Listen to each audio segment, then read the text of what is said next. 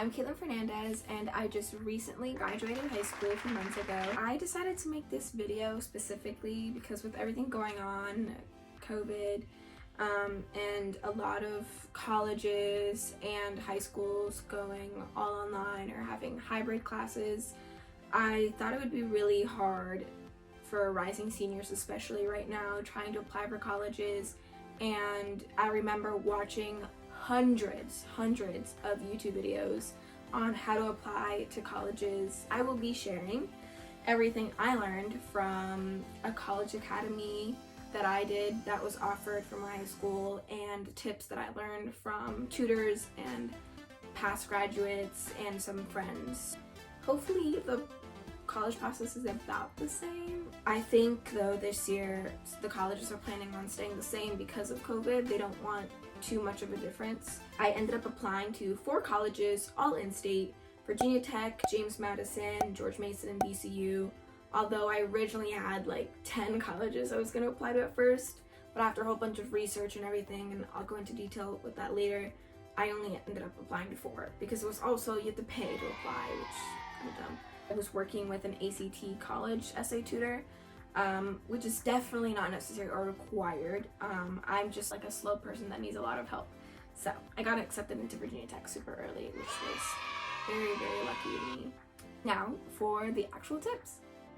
Is the ACT SAT, reaching out, and what to do about optional things, researching, application methods, FAFSA, how and when to make a resume, tips on the personal essay and Virginia Tech prompts, transcript requests, interview questions and tips, college app sites, and lastly, my step-by-step process on applying to college. I know that the ACT is going to be allowing you to retake single sections that you maybe didn't do well, like you didn't do well the first time, which is incredibly helpful. You guys are all super lucky because I remember I only took the ACT twice, but I remember it was only to try to improve my math score, because some colleges super score your exams, meaning that they take the highest scores of each section from your exams, but I know that some colleges have like a cap on that, so you can only take like 3 exams that they'll like super score from. Some general tips would be talk to people who've recently gone through the college process. There's like, from depending on like what high school you go to. My high school, I know there were a lot of recent graduates who were super glad to help. I had one of my really good friends who goes to Tech. She's a dancer there. She helped me so much. Like, I probably wouldn't have gotten in without her help. Along with my cousin who also goes to Tech, and one of my other really good friends. So there's always someone willing to help. Let's see, fill out all optional materials for each application. There are a lot of things that are usually optional depending on your colleges. For example, George Mason had optional resume, which I will talk about. I put that when I applied. If it says optional, do it. It will only benefit you, never hurt you, but always do anything that it says optional. Even if it's interviews, do it. Those things are meant to help you. And if you really want to get in, why not do it? I recommend watching virtual open houses, looking through the campus on Google Maps. There's usually 3 options. Early action is not binding. Applying early, but you're not subject to a contract, and you find out your decision early. I did early action for all of my colleges, except Virginia Tech, because I really wanted to go there. That was my number 1. I did early decision, which is the second thing. It's binding, meaning there's a contract, meaning you don't have really a choice to like choose a different college at the end of it. No, if you got in from an early decision, you have to go there. Regular decision, which is very common, just the last application date to apply. Although I recommend doing early action. Most people do early action for colleges, especially if you really want to go to these colleges. I know that for Virginia Tech, for example, regular decision is usually what's left, the spots that's left. So why would you want to risk it? Early action is just so much better. Remember that deferred is not denied. FAFSA, fill that out as soon as possible because that opens you up for scholarships and I don't really know what else, but my mom did that for me. Next thing, like I said, George Mason was the only college that I applied to that had an optional resume. What should go in a college resume? Just high school information, graduation, GPA, class rank, your scores for SAT, ACT, your name, address, email, really important academic awards, publications, honors, and other achievements. Definitely coursework, college courses that you probably, you're in high school, so if you took some college courses, put that. Extracurricular activities. I literally can't stress how important that is. That, community service, and your essays, I think, are the top 3 most important things for college applications. Because I know that colleges really, really do look for what you do outside of the school. Because school isn't just who you are. They want to know every bit of information that they can about you. They want to know what student they're actually allowing in. For Virginia Tech, community service is super, super, super big. I think a lot of colleges are going to be super lenient on extracurriculars, sports, and community service. Super, super, super lenient because of Corona. I mean, you couldn't do anything for months. Work experience, if you had a job. I've had 2 jobs, so I made sure to put that. Like I said, babysitting your siblings, things like that. Everyone's life situations are different. Put everything that you possibly can. Hobbies, special skills, if you know a different foreign language, things like that. Keep it concise though. That's it for resumes. For the most important part of most college applications, the essay.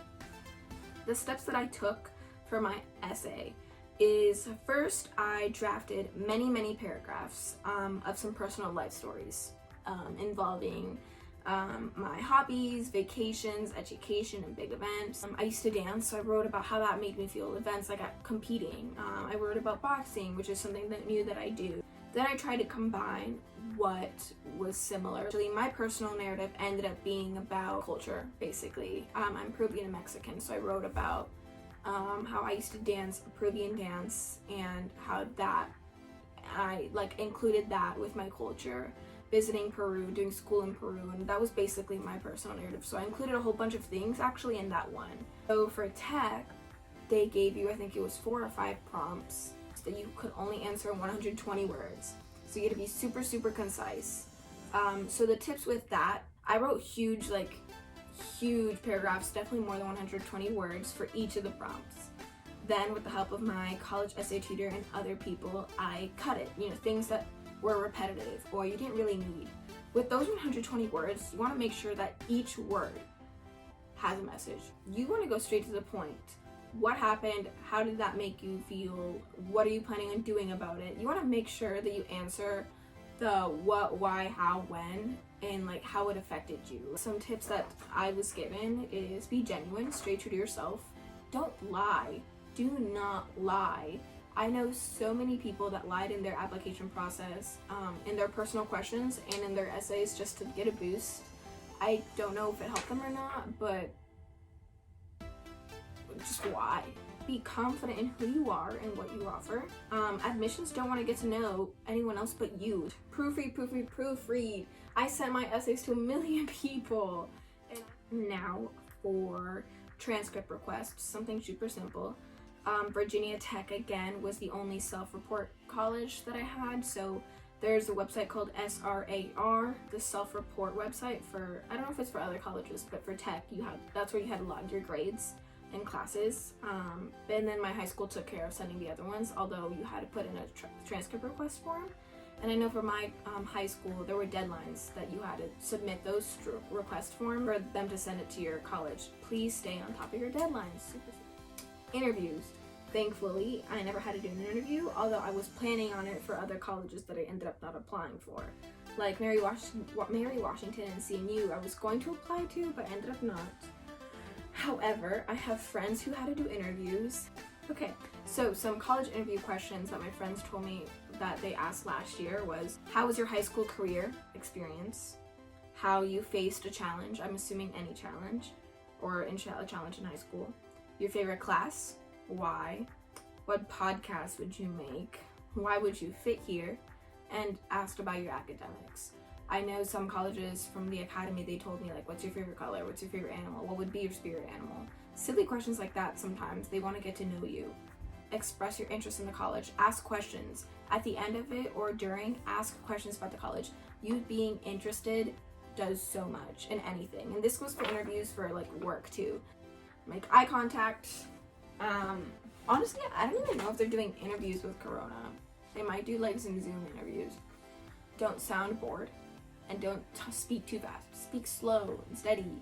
The last thing they talked about was the college application websites. So the 3 websites that I used was Common App, Coalition, and Naviance. Common App and Coalition are both college application websites. I only used Coalition though for Virginia Tech because they were like the one college I wanted to apply to that was only in Coalition. Common App had all my other colleges. Although I think Virginia Tech is moving to Common App now. So Common App is definitely, in my opinion, so much easier to use than Coalition. So I highly recommend looking around the websites. Naviance was what my high school used to help with looking at my colleges, to help like explore. Like they gave me data on like how many people got accepted last year for my school or in general, like what do they look for, things like that. I loved that website. It gave me all the pieces of information that I needed for my colleges and others. And it's also where my counselors updated like if they sent what I needed to be sent. I think it depends on your high school though. I think because I go to a private school, I went to a private high school, and I think my public school friends used something else other than Naviance, and they didn't really know what it was. I'm not sure. So last but not least, I'm going to be saying step by step exactly what I did for the college process. So first, I wrote a list. This is without looking and researching. I wrote a list of what I wanted in a college. This can be as superficial as you want. So, size of classes, size of college, weather. If you don't like being in the cold, don't go to a cold place. If you don't like being in the heat, don't go to a hot place. Distance. I like to be close to home, but also not too close to home. Opportunities that they have, co-ops, internships, study abroad, sports, if you're a big sport person, if they have intramurals, club, and their division, and majors, like what you want to study. And if you're going undecided, that's okay. Look as to like what other classes they have, like what other majors they have. So like look into what these colleges have for you and what interests you. I originally applied for business management at Virginia Tech and business management all at my other colleges, but I'm planning on changing it to criminology. Anyways, number 2, I researched a bunch of colleges to see if they interested me, and if they had what I wanted in my list.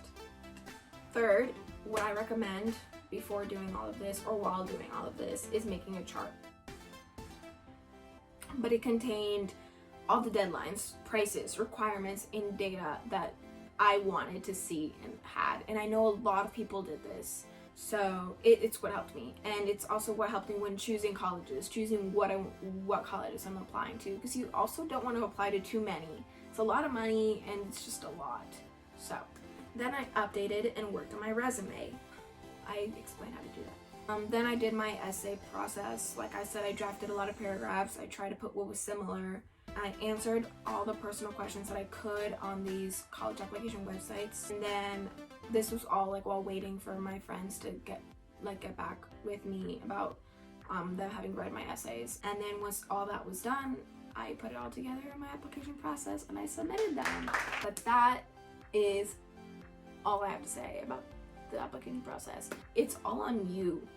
No one really is gonna be like, don't forget the deadline, don't forget the deadline. Like, this is all you, which is why it's super important to be as organized as possible. So, with all of that, that's all I have. I hope this helped. Don't forget to like and subscribe for more videos, hopefully. But yeah, thanks for watching.